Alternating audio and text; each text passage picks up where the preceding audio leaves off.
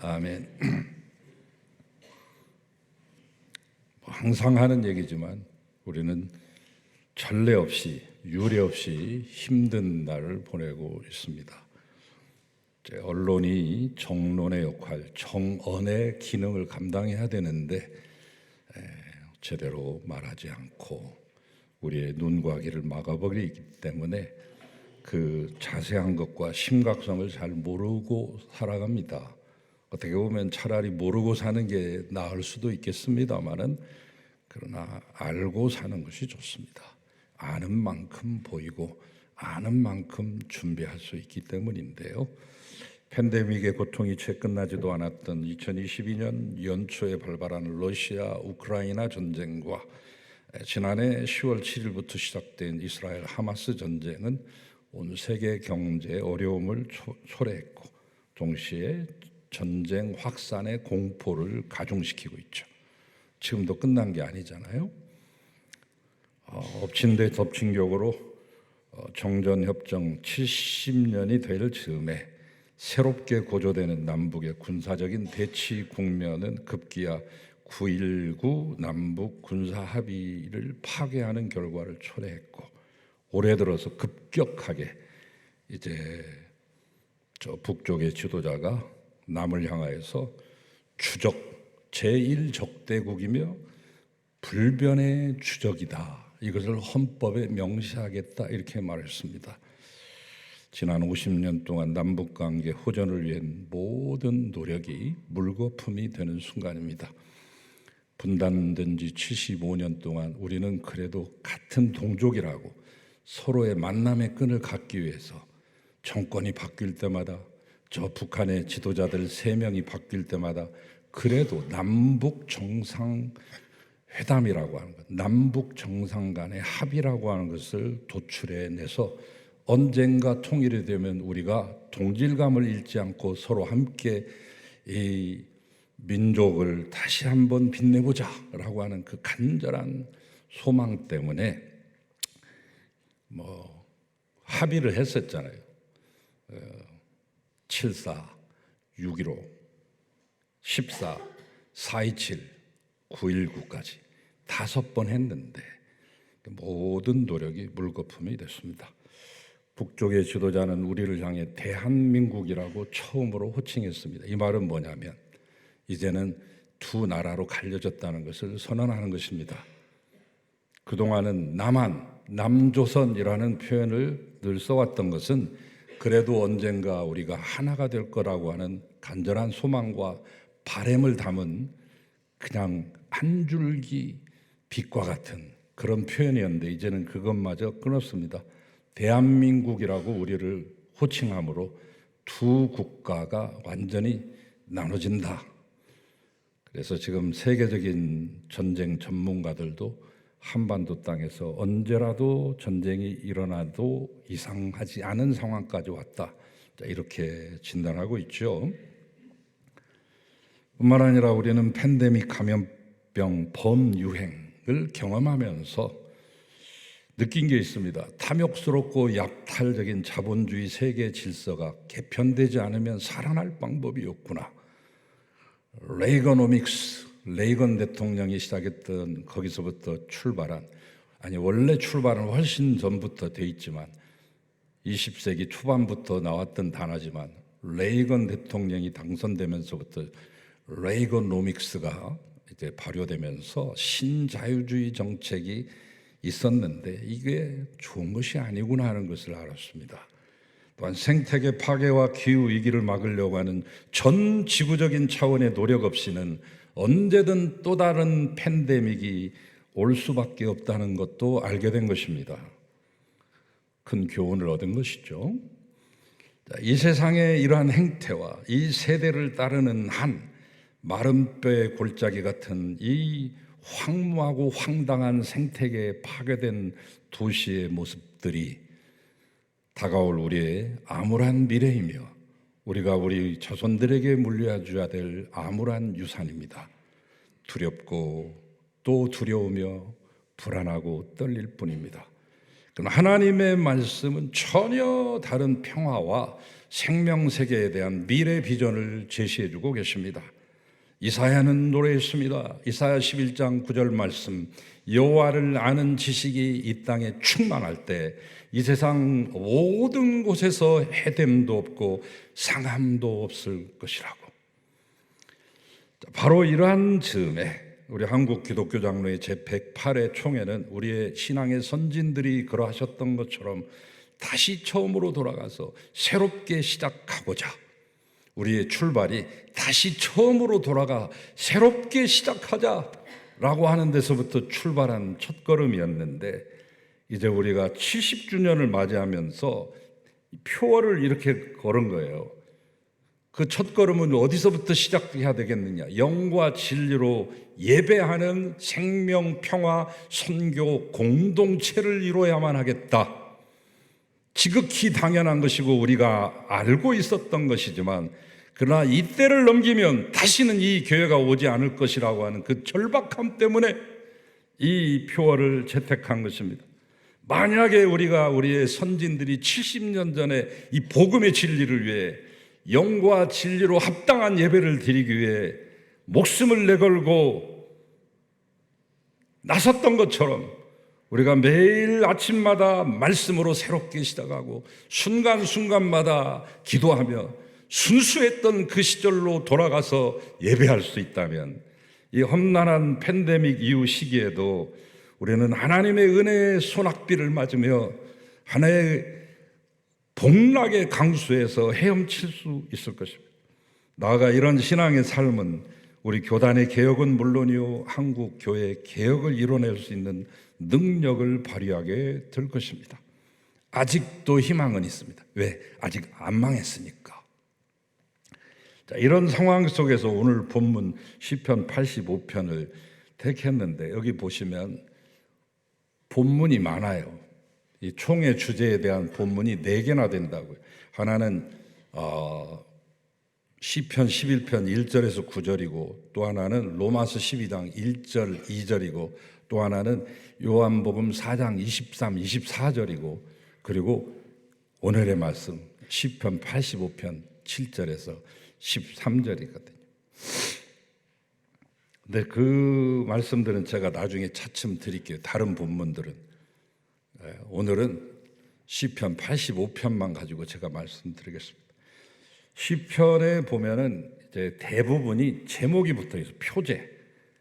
누구의 시다, 또 모세의 시다, 또 어떤 상황에서 나온 것이다, 도망갈 때 하던 것이다, 전쟁 중에 잠시 고개를 숙이며 했던 기도다, 어떻게 불러야 된다, 세게 불러야 되느냐, 알레그로 빠르게 불러야 되느냐, 안단테 칸타빌레로 불러야 되느냐, 이런 것까지 어느 점에 액센트를 줘라. 쉘라라고 하는 말이 포르테거든요. 쉘라, 그 부분에서는 더 힘차게 불러. 악기는 뭐 어떤 악기로, 현악기로 부르고 뭐 이런 것까지 다 지시가 돼 있다고, 지문에. 근데 오늘 말씀은 딱 이렇게 돼 있어. 고라 자손의 시다. 고라 자손? 그러면 고라가 시도겠네? 고라는 누구일까요? 야곱의 12아들 중에 하나인 레위 지파의 후손인데 레위의 증손자거든요, 고라가. 그러니까 이 혈육적으로 보면 모세와 아론의 사촌 형제예요, 고라가. 그런데 이 고라가 루벤의 지도자였던, 루벤 지파의 지도자였던 다단과 아비람과 그리고 온과 함께 작당을 합니다. 쿠데타를, 모세와 아론을 뒤집어 엎어서 쿠데타를 일으켜서 자기들이 지휘관이 되든지 아니면 다시금 나왔던 애굽 땅으로 돌아가든지 해야 되는 그런 역사적인 운명을 이들도 맞이하고 있었던 것인데, 4명만 갖고는 쿠데타가 성립이 안 되니까 250명을 끌어들였어요. 당시 최고의 파워 엘리트들, 각 지파에서 난다 긴다 하는 그런 명석한 두뇌를 가지고, 명망을 가지고 실력도 있는 250명과 작당을 해서 쿠데타를 일으키는 것입니다. 그것이 바로 민수기에 기록되어 있는데, 그 주축에 섰던 사람이 고라예요. 그 주동자가 고라라고요. 그러니까 고라의 자손이라고 하는 것은 쉽게 말하면 대한민국 땅에서 이완용의 후손이라고 보시면 됩니다. 을사오적의 주범이었던 이완용과 그 다섯 오적들의 후손쯤 된다고 보시면 돼요. 역적의 자식들이죠, 고라의 자손은. 이것이 너무나 하나님 보시기에 악하게 보여서 다 모여가지고 아론도 향로 하나를 들고 250명 지도자들도 향로 하나씩 들고 나오라고 그래서 어떻게 처벌하셨느냐. 250명이 들고 있던 향로에서 갑자기 불이 올라와가지고 불이 살라서 그 자리에서 죽죠. 불이 살라져서 불에 삼킨 바 됩니다. 그러면 고라와 이 다단과 아비람과 욥은 오는 어떻게 됐느냐. 그의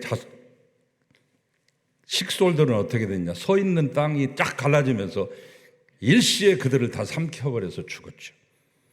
이 놀라운 사건이 일어났음에도 불구하고 백성들은 회개하지 않고 그 다음 바로 이튿날 몇 시간도 되지 않는 잠자고 일어난 그 이튿날 또 모세와 아론에게 항거하고 반항합니다. 그때 하나님은 더 이상 그 꼴을 보고 있을 수가 없어서 14,700명을 이제 연병이 들게 해서 그 자리에서 칩니다. 이것은 아론이 금송아지 만들어 놓고 그 앞에서 뛰놀던 때하고 비교가 안 돼요. 5배로 죽이신 거예요. 아론이 금송아지 앞에서 춤췄던 것은 3,000명 죽었지만 이날 죽은 사람들이 15,000명이라고. 이 엄청난 재앙 속에서 살아남은 족속이 있었으니 고라의 자손들을 하나님이 멸절시키지 않고 그 중에 일부분을 자손을 남겨두신 거예요.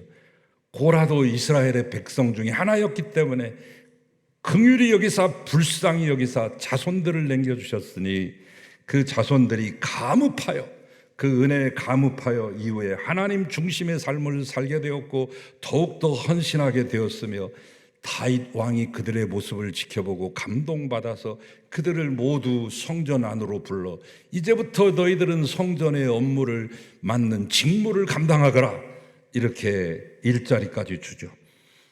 이런 배려를 잊지 않았던 고라 자손은 다윗의 아들 압살롬이 모반을 해가지고 역모를 일으켰을 때 몸을 피하게 될 때 파자마 바람에 슬립바짝 질질 끓고 야반돈주하던 그 가여운 다윗왕, 노쇠한 이 다윗왕을 떠나지 아니하고 피난길에 끝까지 동행한 의리 있는 사람들이 바로 고라 자손입니다. 그들이 지은 시예요.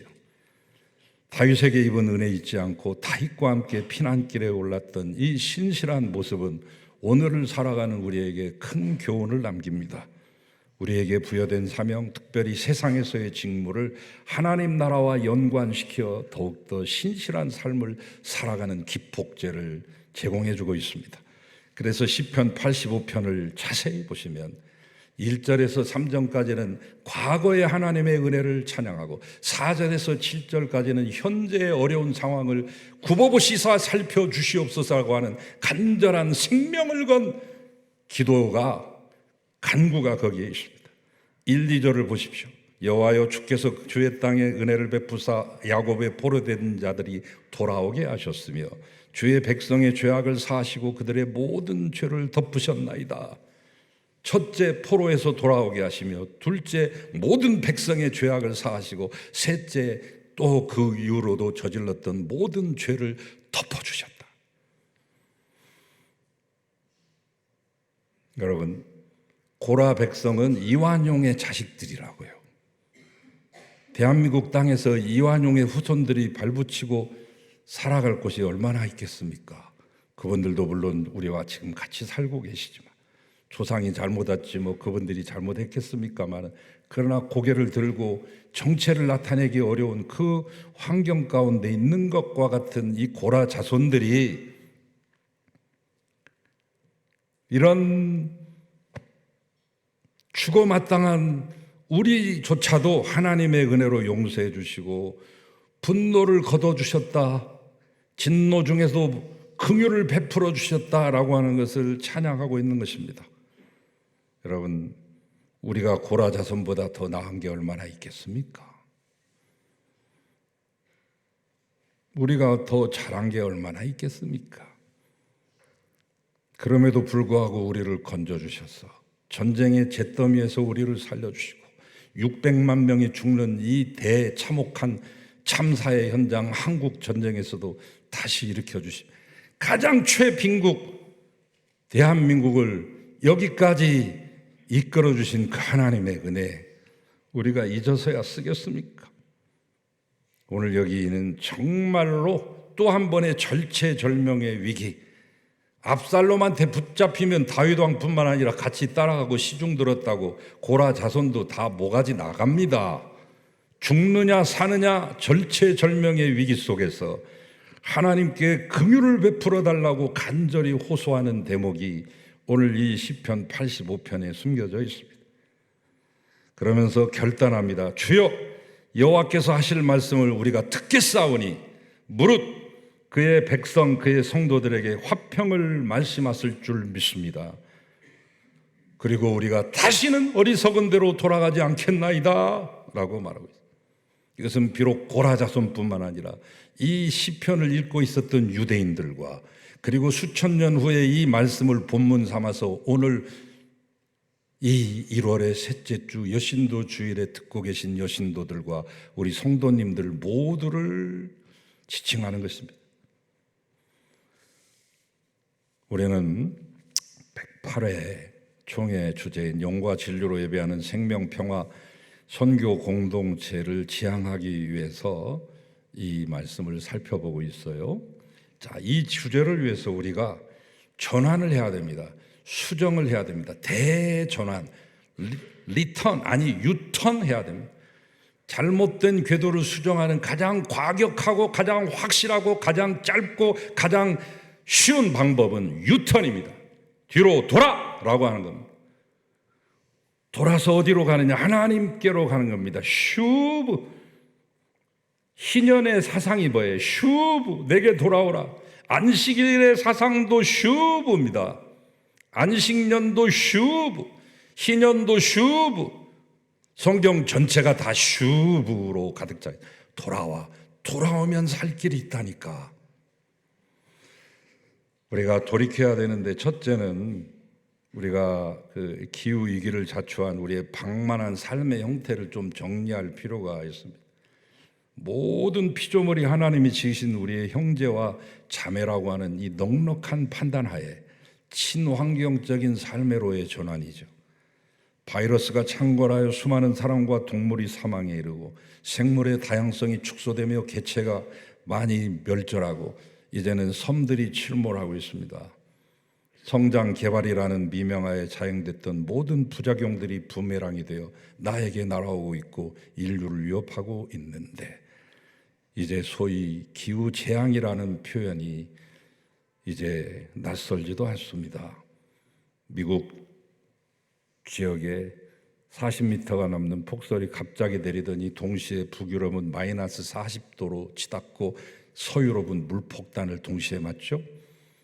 전에 전혀 볼 수 없었던 이야기. 우리나라의 사만사원이라는 말은 존재하지 않습니다. 제가 초등학교 배웠던 우리나라의 기후 사만사원이라는 말은 있지를 않습니다. 남태평양 섬나라들이 물에 다 가라앉았습니다. 2개의 섬은 이미 가라앉았고요. 44개가 다 리스트로 기다리고 있어요. 곧 다 가라앉습니다. 제 모히또에 몰디브 가서 모히또 한잔 해야지 하는 말은 존재하지 않게 됩니다. 왜? 몰디브가 없어질 거니까. 뉴욕이나 마이애미, 부산 해안 도시들이 피해가 심할 것입니다. 면적이 확 줄어들어요. 제주도도 심히 걱정됩니다. 나중에는 중산간 지역 이상으로 저 꼭대기 한라산 꼭대기까지 백록당 근처까지 가야 거처를 구할 수 있을지도 모르겠습니다. 인도의 수도 자카르타는 이미 저지대에 모두 제방을 만들었습니다. 무려 23km, 46km 정도 해야 좀 막을 수 있는데 전체를 둘러려면 120km를 다 제방으로 둘러야 됩니다. 지금 그 작업 시작했습니다. 여러분, 좀 더 나은 미래 지속 가능한 지구를 지키기 위해 우리는 구체적인 실천에 임해야 됩니다. 이게 하나님 나라를 세우는 거예요. 추상적으로 하는 게 아니라 우리의 실생활 속에 있는 것, 작은 것 하나하나를 고쳐가는 것에서부터 그 출발이 시작되고 완성이 됩니다.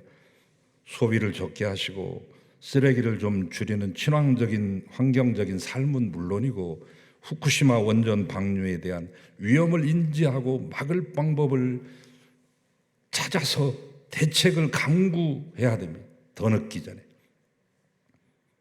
왜 불구경하듯이 가만히 계세요? 왜 아무 말도 못하고 계시는 거예요?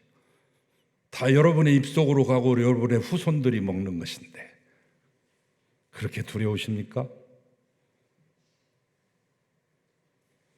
두 번째로 생각해야 될 것은 편견과 차별의 삶에서 인격을 존중하고 환대하는 삶으로 변화돼야죠. 요즘 여성에 대한 혐오로 인한 범죄가 심심치 않게 들려옵니다. IMF 이후로 급격히 늘어난 비정규직과 정규직의 차이는 비단 급여에서뿐만 아니라 인격적인 대우마저 차별되고 있습니다. 남자와 여자, 노인과 청년, 어린이와 어른, 내국인과 외국인, 장애인과 비장애인, 다수자와 소수, 부자와 가난한 자, 권력자와 비권력자가 서로 이해하고 존중하며 어울려 사는 사회를 이뤄내야 됩니다. 왜?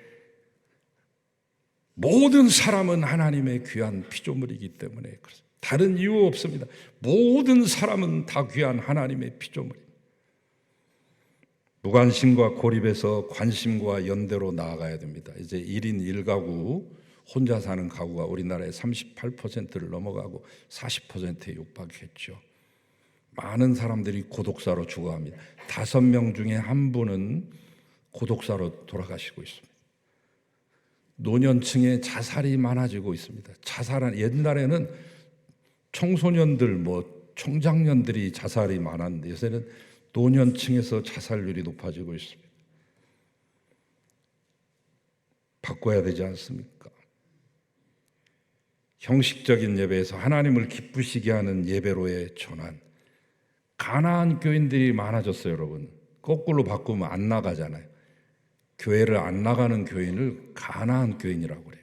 좋게 그냥 애둘러서 말하는 것인데, 여러분 명목상 크리스찬들이 40%예요, 우리나라에. 교회는 와도 기도하지 않으며 성경도 읽지 않고 교인답지 않은 사람이 10명 중에 4명이고 그나마 있었던 교인 중에 20% 이상은 다 빠져나가서 방에서 지금 있습니다. 방에 안 나가 교인들 20%. 우리나라에 200만을 넘었습니다.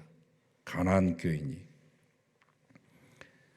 여러분, 이러한 상황 속에서 나와서 여러분 예배하시는 여러분 정말로 하나님 보시기에 얼마나 감격스럽고 예쁘시겠습니까마는, 그러나 출석만 하지 마시고 예배 시간 됐으니 그냥 순서대로 기도하고 찬양하고 설교 듣고 교회 소식 듣고 축도 받고 감동 없이 다니지 마시고, 예배를 준비하는 사람이나 말씀을 전하는 사람이나 예배에 참여하고 은혜 받으려고 하는 모두가 이 성령의 감동의 물결이 밀려와서 예배드림 자체가 기쁨이고 예배 받으시는 하나님도 기뻐하시는 예배가 되도록 힘써야 될 것입니다. 하나님의 임재를 느끼는 예배, 예배를 드린 사람과 예배를 받으시는 하나님과의 진정한 교류가 있는 예배가 돼야 돼요. 거칠게 말고요.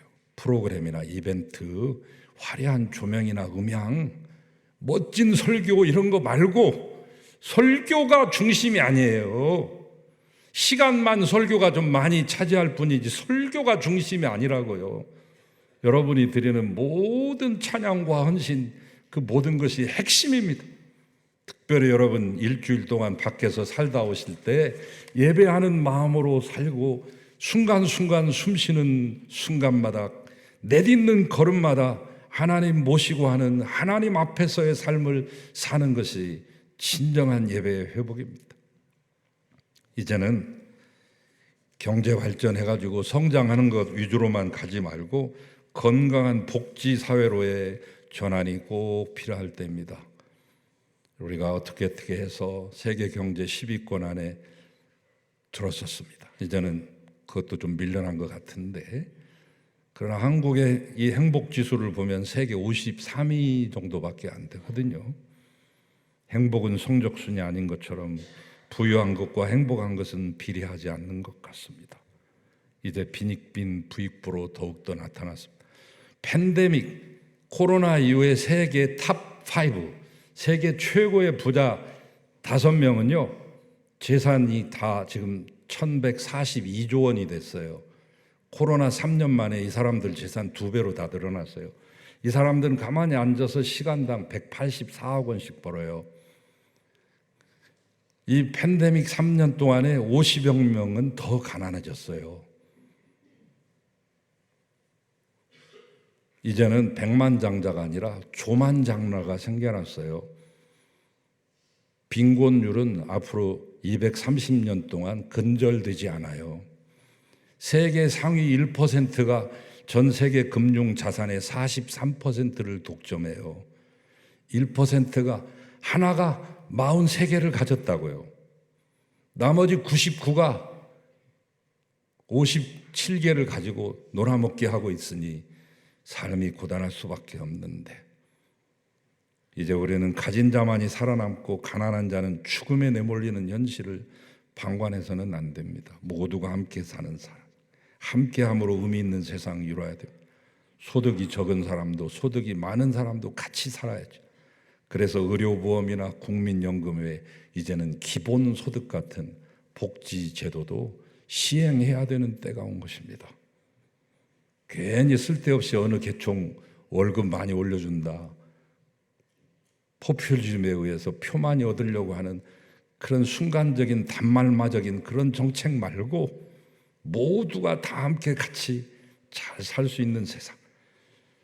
마지막으로는 폭력과 전쟁에서 평화의 세계로의 전환입니다. 진화론에서 잘못한 게 있어요. 약육강식이다, 법칙이. 그러니까 강한 놈이 약자를 먹는 건 당연한 거야. 강대국이 약소국을 먹는 건 죄악이 아니다, 당연한 거야. 인종이 인종을 멸종시키거나 제노사이드, 집단학살하거나, 저 서양에서의 가장 유명한 제노사이드는 유대인 학살 600만 명 죽인 홀로코스트고, 이 동양 쪽에서 요 근래 100년 전에 일어났던, 우리의 관심에서 멀어지고 언론도 한 번도 보도를 안 하고 정치인들도 관심 가지지 않고 국민의 이익을 말한다고 대면하면서 쌈박질만 하고 있는 그들의 눈에는 보이지 않는 저 관동 대지진 학살 사건, 100년 전에 지진이 일어났을 때 조선인이 뭔 잘못을 했습니까? 지진하고 조선인하고 무슨 상관이 있습니까? 그 모든 것들을 무마하기 위해서 조선 놈들이 우리를 죽이려고 한다, 집단 모의를 하고 있다, 우물에다 독을 탔다라고 하는 헛된 말을 짓거리면서 조선인들 모두 죽창으로 찔러 죽이고 우물에다가 빠뜨려 죽이고, 한국 측에서 조사한 것만 6,661명인데 많게는 3만 명 정도 된다고 그래요. 그러나 일본은 300명 정도로 축소했다가 이제는 그것마저 부인하고 있습니다. 그런 적이 없다. 세상에 이런 수가 없는 것이죠. 여러분, 전쟁이 지금 한번 붙어봤으면 하는 분도 계시더라고요. 전쟁 한번 붙어보자. 왜 계속 밀리기만 하느냐? 우리가 그걸 몰라서 계속 밀리는 채 하고 참아온 겁니까? 싸우면 다 죽으니까. 막대한 비용과 살상의 선장으로 내몰리는 무수한 인명과 그 고통을 결코 간과할 수 없습니다.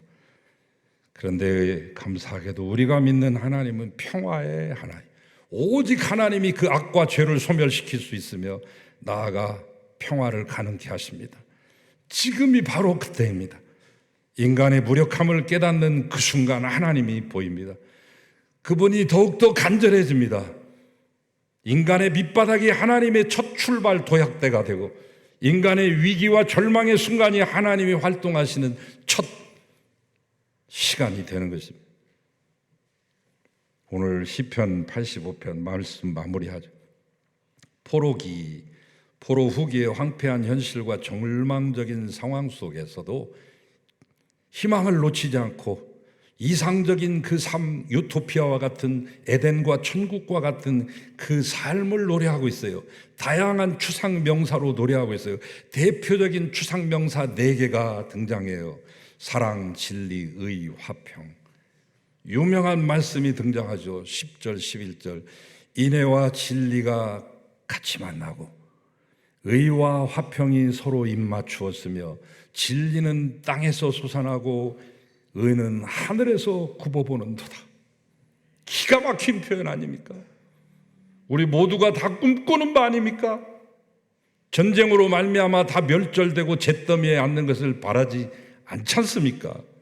인애와 진리가 같이 만나고 의와 화평이 서로 입맞추는 세상. 고라 자손은 이완용의 후손과 같은 낙인 찍힌 공동체였지만은 그러나 이 유대의 신앙 공동체에서 철저히 배제되어야 마땅했지만 하나님이 살려주심으로 말미암아 살아남은 족속임을 늘 잊지 아니하고 처음으로 돌아가는 이 희년의 소망을 꿈꾸며 오늘 시편 85편을 노래합니다. 사로잡힌 자 돌아오게 하시며 백성의 죄악 용서하시고 주의 진노를 돌이켜 화평과 구원과 영광을 베푸시는 그 순간, 그것을 꿈꾸며 노래하고 있습니다. 사랑과 진리 만나고 의와 화평 서로 입맞추는 더할 나위 없는 행복과 황홀의 상태를 표현합니다. 우리는 오늘 이것을 노래해야 됩니다. 이것을 꿈꾸셔야 됩니다. 그리고 하나님께 간구해야 됩니다. 70년 전 지정학적으로 갈라진 이 한반도 땅에 발을 딛고 있었으나 하나님을 향하여 영혼과 호흡하고 손과 발로는 부조리한 현실에 맞서 정의를 세우되 그 선한 싸움의 결과는 하나님께 전적으로 맡겨드리고 그리스도인으로서 당당한 역사를 살아왔던 지난 70년 우리 교단의 자랑스러운 성도 여러분, 이제 앞으로 70년, 이어지는 70년도 우리 한국 교회와 세계 역사 앞에서 사랑과 진리의 신앙인 되시고 의와 화평의 예배 공동체로서 제 몫을 감당하시는 우리 여신도회와 모든 성도님들 되시기를 주님의 이름으로 축원합니다. 축원합니다. 하나님 감사합니다. 돌아오라 말씀하신 그 희년을 꿈꾸게 하시고 하나님 새하늘과 새 땅을 꿈꾸며 이 어렵고 험악한 시절을 이겨내게 하시고 하나님 아버지 모든 죽어가는 이들의 손을 붙잡고 다시 일으켜 세우는 주의 사자들 되게 하소서. 우리 여신도들이 그 앞장서게 하시며 우리 모든 성도들이 힘을 합하게 하시옵소서. 예수 그리스도의 이름으로 기도하나이다. 아멘.